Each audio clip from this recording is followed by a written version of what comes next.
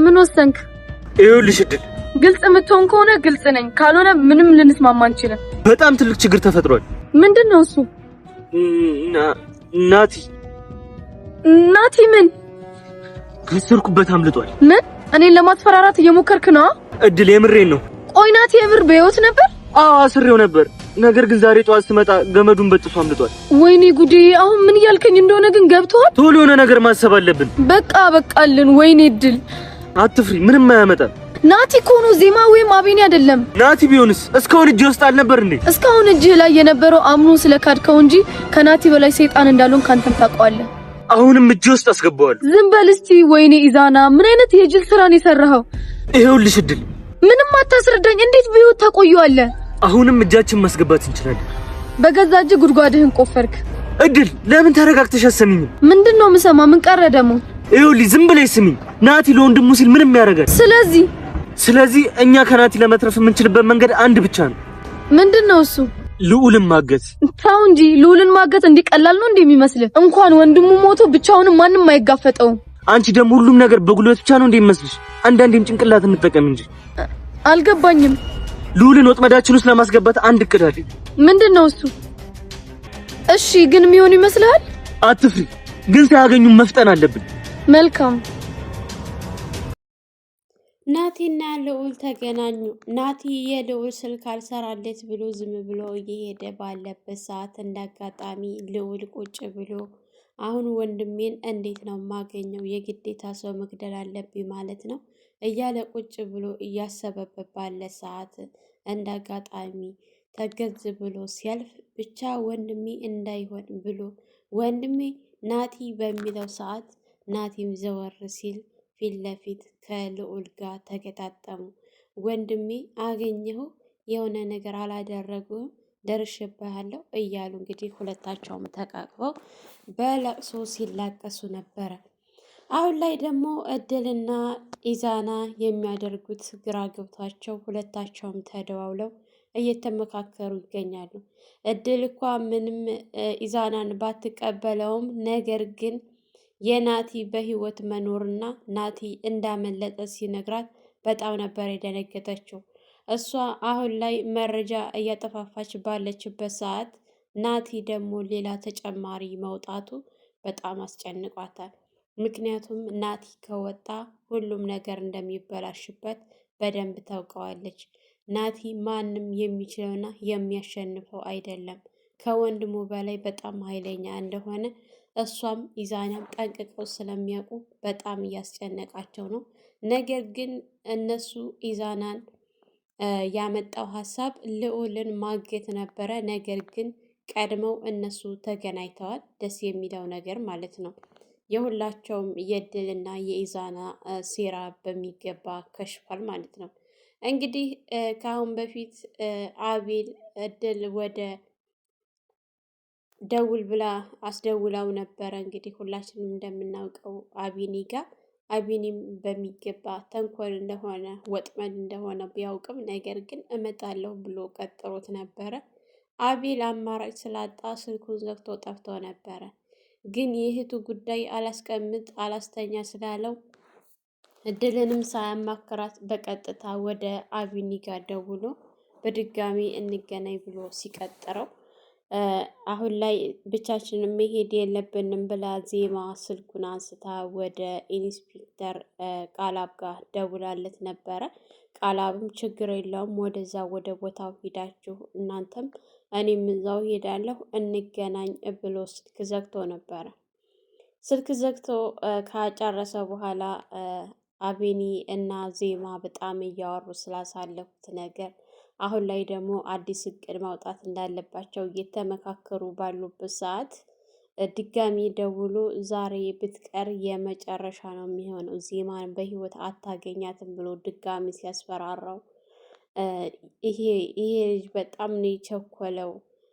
ምን ያክል እንደዚህ የያዘው ነገር ምን ያክል እርግጠኛ የሆነ በቃ ልክ እጁ ላይ እኮ የሆነ ነገር ያለ ነው የሚመስለው። በተደጋጋሚ ሲደውል በጣም ይገርማል። ብቻ ማንነቱን ለማወቅ በጣም ነው የጓጓሁት እያለ ይገኛል በዚህ ሰዓት አቢኒ ማለት ነው።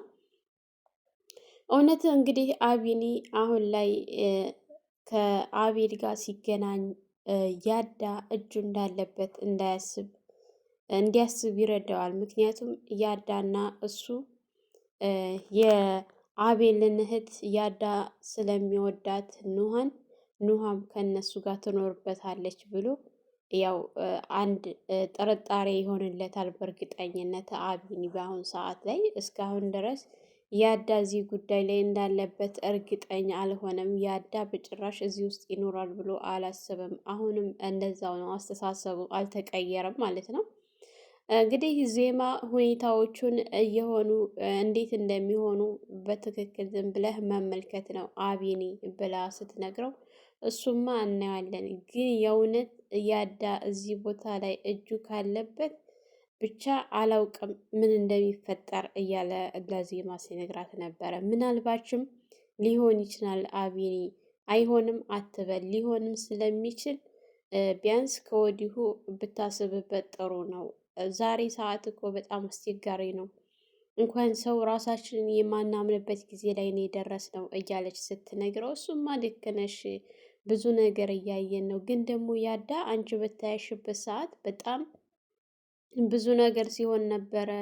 ራሱን ስቶ ራሱን አያውቅም ነበር ምናምን ሲላት፣ ምናልባችም ደግሞ ልዑል ቃላብ እንዳለ ይሄ ነገር የወጥመድ አንዱ ሊሆን ይችላል እና ሙሉ በሙሉ እርግጠኛ አትሆን ብላ ስትለው፣ እሺ ዜማ እያላት ባለበት ሰዓት እንግዲህ ኢዛና ስልኩን ካላጠፋህ እያለ ልዑልን ሲያስጨንቀው፣ ልዑል ቆይ እንዴት ብዬ ነው ስልኬን የምዘጋው በምን እንገናኛለን ብሎ ሲለው፣ ምክንያቱም ይህንን ስልክ አውጥቶ እንዲጥለው ናቲ እንዳይደውልለት ናቲ ቁጥሩን ስለሚያውቀው ከዛ እንደወጣ ቀጥታ ለወንድሙ ይደውሉለታል ብሎ ስላሰበ ስልኩን እንዲያወጣ የሚጠቀምበትን ሲሙን እንዲያወጣ አዞታል።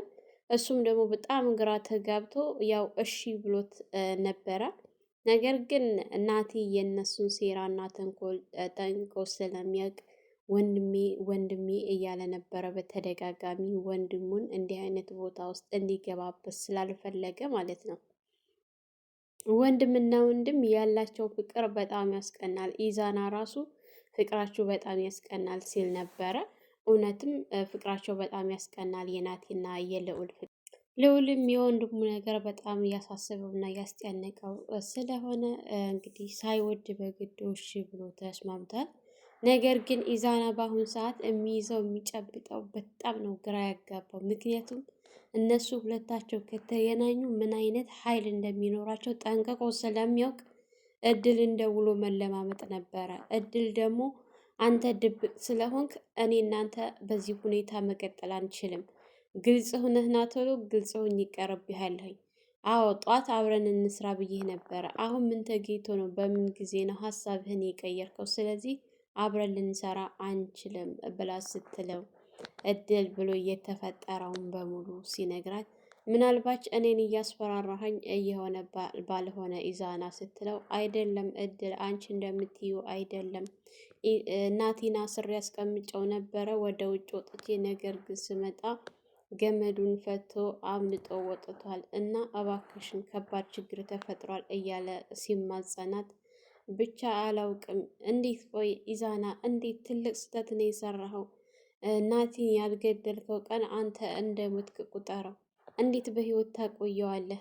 ስለ እሱ እኮ አንተን እኮ የሆነ ነገር ማድረግ እኮ አላቃተውም ነበረ። ነገር ግን ጓደኝነታችሁ በልጦ ነው ሲያምን ስለከዳኸው እንጂ የሆነ ነገር ያላደረግህ ላድርግ ቢል ምን እንደሚያደርግ ጠንቅቀህ ታውቀዋለህ። ናቲ በጣም ኃይለኛ ነው ስትለው፣ አወቃለሁ ግን ደግሞ ይሄ ነገር ተፈጥሯል፣ ምንም ማድረግ አልችልም ብሎ ሲላት፣ የግዴታ አንድ ላይ ሆነን የሆነ ነገር መፍጠን አለብን ሲላት፣ ቆይ አሁን ምንድን ነው የምናደርገው ስትል፣ እኔ ጋር አንድ ሀሳብ አለኝ ብሎ ሲያቀርብላት፣ አንተ ያስብከው ሀሳብ ምንድን ነው ስትለው፣ አሁን ናቲ ቢያመልጥም ነገር ግን ድጋሜ ወንድሙን ወጥመዳችን ውስጥ እናስገባው ሲላት፣ ቆይ እንዴት አድርገን ነው እሱን ናቲን ያመለጠህ እንዴት ነው ደግሞ ልዑልን ወጥመድ ውስጥ ልናስገባ የምንችለው ስትል እሱ እንግዲህ ወጥመድ እንዴት አድርጎ እንደሚያስገባ በዝርዝር ሲነግራት ነበረ። ይህ ነገር ግን ይሆናል ይሳካል ብለህ ነው ስትለው በእርግጠኝነት በሚገባ ይሳካል፣ ብቻ አንቺ የምልሽን አድርጊ ብሎ ሲላት እሺ መፍጠን አለብን፣ የሆነ ነገር ማድረግ አለብን፣ ሳይቀድሙን መቅደም አለብን እየተባባሉ ቢሎም እንኳ ነገር ግን ከአሁን በኋላ የእድልና የኢዛና ነገር ያበቃለት ሆኗል። እንግዲህ ኢንስፔክተር አላማው እንኳ ምንም ባይገባንም በአሁን ሰዓት እውነት ከነዜማ ጋ ነው ወይስ ደግሞ ከእድል ጋር ለገንዘብ ብሎ ነው የመጣው? ገንዘብ ሊሰራባቸው ነው ወይስ ደግሞ ምንድን ነው የሚለው ይህ ነገር በጣም አጠራጣሪ ሆኗል ማለት ነው። እንግዲህ አቤል ደውሎ እድሏ ደውዬለት እኮ ዛሬ እንገናኝ ብየዋለሁኝ ብሎ ሲል አቤል ለምን እኔን ሳትደውልና ሳታማክረኝ እንደዚህ ታደርጋለህ? ከባድ ነገር ነው አሁን ያደረከው። ነገሮች እኮ በፍጥነት መሆን የለባቸውም። ቀስ ብለህ ተረጋግተህ ነበረ ማድረግ ያለብህ። ሳታማክረኝ እንዴት ይህን ነገር ታደርጋለህ? ስትል አጥፍቻለሁ ብሎ ሲጠይቃት በትክክል በጣም ነው ያጠፋው። አሁንም ቢሆን ደውለህ እንዳትመጣ ብለህ ንገረው፣ የሆነ ችግር ተፈጥሯል ብለህ በለውና በሌላ ጊዜ እናደርገዋለን። እስኪ አትቸኩል፣ ተረጋጋ። እህትህ እንደሆን አንዴ ሙታለች ብላ ስትለው እህቴ መቼም ይሆን ልትሞት አትችልም።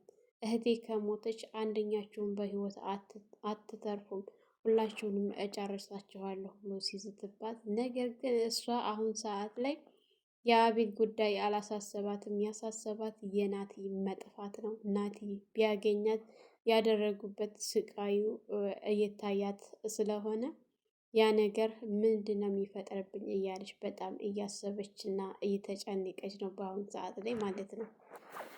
ነገሮቹን በሱ ዙሪያ ቀለል አድርገዋለች። ዜማ ወደ ቃላብ ጋር ደውላ ቃላብን ሰዓቱ እየደረሰ ነው እንገናኝና አንዳንድ ነገሮችን እንወያይ ስትለው፣ ነገር ግን እሱ እናንተም እዛው አካባቢ ሄዱ፣ እኔም እዛው አካባቢ ጠብቃችኋለሁኝ ብሎ ሲል፣ አይ እስካሁን ድረስ አልደወለም፣ ስለዚህ የግዴታ መጥተህ መነጋገርና መመካከር አለብን እንጂ ዝም ብለን መሄድ የለብንም። ምንም ነገር ሳናወራና ሳንመካከር እንዴት እንሄዳለን ስትለው፣ ምንም እኮ አያስፈልግም ነበረ ዜማ ብሎ ሲላት፣ በጭራሽ አንድ ሀሳብ ላይ ሁላችንም በአንድ ሀሳብ መስማማት አለብን ከመሄዳችን በፊት እንጂ ዝም ብለን መሄድ የለብንም ስትል፣ ሰዓት እኮ ገና ነው አሁን ባይደውልም ሲል፣ አይ ሰዓቱ እየደረሰ ነው፣ ግማሽ ሰዓት ነው የቀረው እና እስካሁን ድረስ አልደወለም። ካልደወለም ግን ዞሮ ተገናኝተን ብናወራ ይሻላል ስትለው፣ እንደሱ ይሻላል ዜማ ሲላት፣ አዎ ይሻላል፣ እንግዲያውስ አንድ የምደርስበት ቦታ አለ፣ እዛ ቦታ ደርሼ እመጣለሁ፣ የት ነው ያለሽው ብሎ ሲላት፣ እዛው ጠዋት የነበርኩበት ቦታ ነው ያለሁት እና ወደዛ መምጣት ትችላለህ ስትል እሺ ነበረ ያለችው ማለት ነው። እሱ ግን በጭራሽ እነሱን ማግኘት አልፈልግም። በእርግጠኝነት ይሄ ሰው እየከዳቸው ነው ዜማን ማለት ነው። ምክንያቱም እሱ የሚፈልገው ገንዘብና ገንዘብ ብቻ ነው። ለጥቅም ብሎ ነው የመጣው እንጂ እውነት እነሱን ሊያግዝና ሊሰራ አይደለም የመጣው። ይህንን ነገር ደግሞ ልዑል በሚገባ አውቆታል ማለት ነው። ቀድሞ ተረድቶታል እሱ የመጣበትን ዓላማ። አንዳንድ መረጃዎችንም ወደ አካባቢው ደውሎ ለማጣራት እንደቻለው እሱን ለጥቅም እንጂ የሚሰራው እውነት ለሰዎች የሰዎች ህመምና የሰዎች ስቃይ አስቦ አስጨንቆት አይደለም የመጣው ወደዚህ ስፍራ ማለት ነው። የእውነት ለህግ የሚሰራ ቢሆንም ተጨማሪ ለህግ አካላት እንድትነግሪ ያዝሽ ነበረ ብሏት ነበረ ልዑል ከዚህ በፊት። እንግዲህ ደስ የሚለው ነገር በህይወት መውጣቱ ናቲ በጣም ነው የሚያስደስተው። አሁን ሰዓት ላይ ኢዛና ናቲን እንዲሁም ደግሞ ዜማን ገለናል ብለው ድል ለያዳ አርድታው ነበር። ነገር ግን ደስ የሚለው ነገር ሁለታቸው ምንም ሳይሆኑ በህይወት መውጣታቸው በጣም የሚያስደስትና የሚያስደስት ነገር ነው ማለት ነው። ሁለታቸውም ደግሞ ከዚህ በስተጀርባ ያለውን ሰውዬ እስካሁን ድረስ ማን እንደሆነ አያውቁም። እድልም የምታውቀው ነገር የላትም። እንዲሁም ደግሞ ናቲም የሚያውቀው ነገር የለም። በእርግጠኝነት ናቲና ልዑል አንድ ላይ ከተገናኙ ሶስተኛው ወገን ማን እንደሆነ ለማወቅ በጣም ቀላል ነው የሚሆንላቸው። እነሱ ብዙ ነገር መስራት ይችላሉ አንድ ላይ ከሆኑ። የኢንስፔክተሩ የቃላብ ነገር ደግሞ ከአሁን በኋላ አያሳስበውም፣ አያስጨንቀውም። ምክንያቱም በባለፈው የተውኩ ለስምህ ክብር ብዬ እንጂ ይሄንን ነገር ባላውቅ የኔ አይነት ተራ ሰው ብትሆን ምን እንደማደርግ እኔ አውቅ ነበር ብሎ ሲለው ምንም አታደርግ ምንም አታመጣም ብሎ ሲዝትበት ነበረ። በእርግጠኝነት ካሁን በኋላ በመንገዱ ቢገባ አይተውም። ቃላብ የመጨረሻ ይሆንለታል። የመጣበት ዓላማ ክንትው ብሎ እንደሚታይ በእርግጠኝነት ነው ማለት ነው። አቤኒ ራሱ እየተጠራጠረው ነው። ምክንያቱም አቤኒ እንዲጠራጠረው ያደረገው ነገር አንደኛ ነገር ምንድን ነው? አንድ ላይ እንዲገናኙ አልፈለግም እሱ ማለት ነው። ልዑል እንኳን ይህን ነገር ብቻዋን ከምትጋፈጠው ለምን ተገናኝታችሁ አንድ ላይ አትጋፈጡም ብሎ ሲነግራት በተደጋጋሚ እሱ ወዳለበት ቦታ እየሄደች ስታለቅስ ምናምን እንደዚህ ከምትሰቃይ እሱም ከሚሰቃይ ተገናኝታችሁ ነገሮችን አንድ ላይ ተጋፈጡ ብሏት ነበረ። እሷ ነበረች አይ ያለችው እንጂ ማለት ነው። ስለዚህ አቤኒ ይሄንን ነገር ሲያውቅ ቃላብ ለምን ዓላማ እንደመጣ እሱ ራሱ ግራ ገብቶታል። እንዳታገኙ ያለበት ምክንያት ምንድን ነው? ለምንድን ነው? ብቻ ይሄ ነገር ለኛ ከነሱም አልፎ ለኛም ጥያቄ ነው የሆነብን ማለት ነው። ሰላም ሰላም፣ ውድና የተከበራችሁ የቻናላችን ቤተሰቦች እንኳን ሰላም መጣችሁ። ለኢክራም ዩቲዩብ አዲስ የሆናችሁ ላይክ፣ ሸር፣ ሰብስክራይብ በማድረግ ቤተሰብ እንድትሆኑ እያልኩኝ ለዛሬ የነበረን ይሄን ይመስል ነበረ። በሌላ ቪዲዮ ተመልሼ እስከምመጣ መልካም ቆይታ ይሆንላችሁ።